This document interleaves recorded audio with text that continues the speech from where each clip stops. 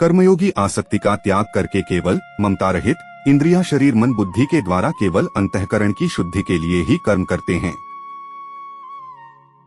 कर्मयोगी कर्मफल का त्याग करके नैष्ठिकी की शांति को प्राप्त होता है, परंतु सकाम मनुष्य कामना के कारण फल में आसक्त होकर बंध जाता है।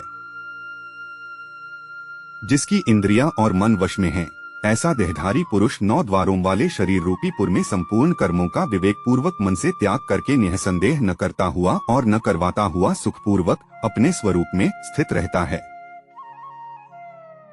परमेश्वर मनुष्यों के न कर्तापन की, न कर्मों की और न कर्मफल के साथ संयोग की रचना करते हैं, किंतु स्वभाव ही बरत रहा है।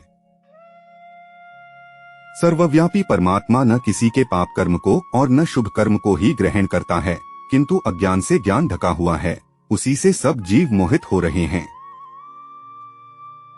परंतु जिन्होंने अपने जिस ज्ञान विवेक के द्वारा उस अज्ञान का नाश कर दिया है, उनका वह ज्ञान सूर्य की तरह परम तत्व परमात्मा को प्रकाशित कर देता है।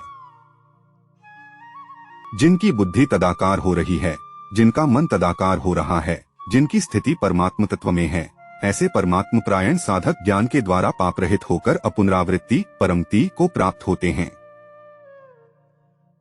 ज्ञानी महापुरुष विद्याविनय युक्त ब्राह्मण में और चांडाल में तथा गाय, हाथी एवं कुत्ते में भी समरूप परमात्मा को देखने वाले होते हैं।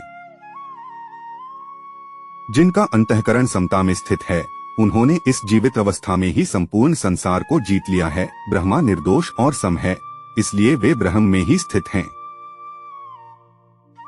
जो प्रिय को प्राप्त होकर हर्षित न हो और अप्रिय को प्राप्त होकर उद्विग्न न हो, वह स्थिर बुद्धि वाला, मूर्तारहित तथा ब्रह्म को जानने वाला मनुष्य ब्रह्म में स्थित है।